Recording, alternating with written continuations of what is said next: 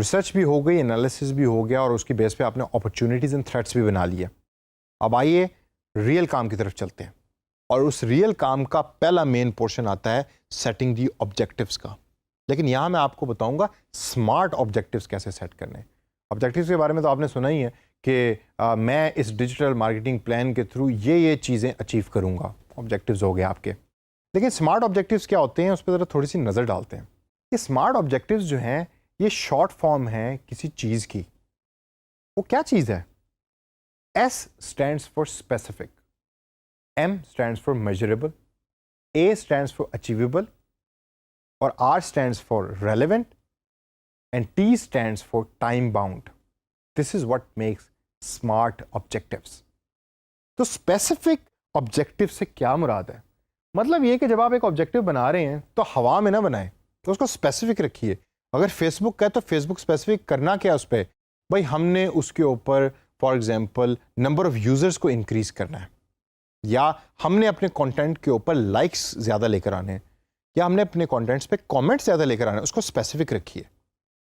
Specific से अगला portion जो आता है वो है मेजरेबल का।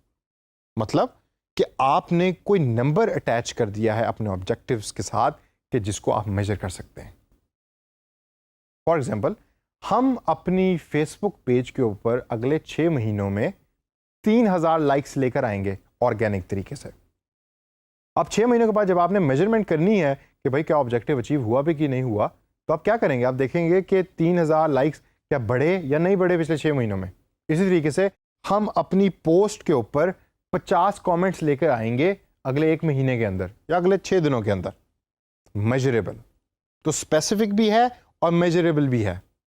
तीसरा अचीवेबल और अटेनेबल, ऐसा ऑब्जेक्टिव हो कि जो आप अचीव कर सकें। ऐसा ना हो कि आप कहेंगे जी मैं ऑर्गेनिक तरीके से 1 घंटे के अंदर 50,000 लाइक्स इस पोस्ट के ऊपर लेके आऊँगा। वो मेजरेबल तो है और स्पेसिफिक भी है लेकिन अचीवेबल नहीं है मेरे नज़दीक। शायद अचीवेबल हो भी किसी केस में, लेकिन जो भी आप ऑब्जेक्टिव बना रहे हैं उसके बारे में पहले रिसर्च करें और देखेंगे कि उससे सिमिलर चीज़ें या ऑब्जेक्टिव्स या टैक्टिक्स जो यूज़ हो रही हैं उनके ट्रेंड्स क्या हैं। उसकी बेस पे आप अपने ऑब्जेक्टिव को उस तरीके का बनाएं। फिर आता है रेलेवेंट। आपका ऑब्जेक्टिव आपकी कंपनी और आपके प्लान के साथ रेलेवेंट होना चाहिए। आपकी कंपनी कहती है मुझे डिजिटल मार्केटिंग प्लान बना के दो और आप ऑब्जेक्टिव बना रहे हैं TV advertisement related, not relevant at all.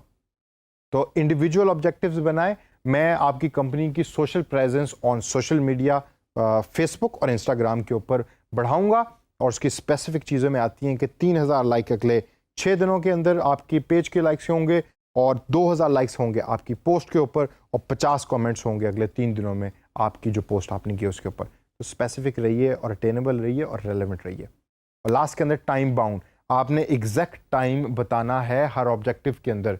Open ना छोड़िए, 6 महीने, 3 दिन, 6 दिन, 1 हफ्ता, 2 महीने, गिव एग्जैक्ट टाइम, ताकि उस टाइम के बाद जो यूज़र है या क्लाइंट है वो आपकी परफॉर्मेंस को असेस कर सके कि जो आपने ऑब्जेक्टिव दिए थे क्या वो अचीव भी हुए हैं। डिजिटल मार्केटिंग प्लान के अंदर जो ऑब्जेक्टिव दिए हैं और डिजिटल मार्केटिंग प्लान के अंदर जो टैक्टिक्स दी हैं जो प्लेटफॉर्म्स की, वो क्या अचीवेबल भी थी या नहीं थी, वो देख सके। तो आइए ज़रा थोड़ी सी नज़र डालते हैं कुछ उन ऑब्जेक्टिव्स के ऊपर जो मैं समझता हूँ कि स्मार्ट है। फॉर एग्जाम्पल पहला ऑब्जेक्टिव है एंगेजमेंट का ऑब्जेक्टिव, जिसके अंदर है increase active customers by 500 this month. और एक्टिव कस्टमर की डेफिनेशन मैंने दी है कि active customer is equal to person who makes 1 interaction a week.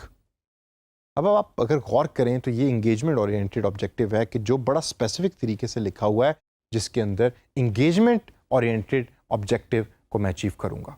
अब इससे अगला ऑब्जेक्टिव अगर मैं देखूं वो है ई कॉमर्स रिलेटेड ऑब्जेक्टिव। वो क्या है? Achieve 10% revenue from e commerce website with in 3 years।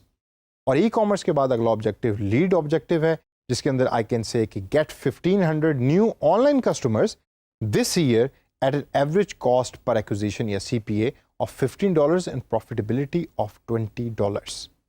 अब आप देख रहे हैं कि स्मार्ट ऑब्जेक्टिव की वो तमाम चीज़ें कितनी पर्टिनेंट तरीके से इन ऑब्जेक्टिव्स के अंदर ब्लेंड की हुई हैं।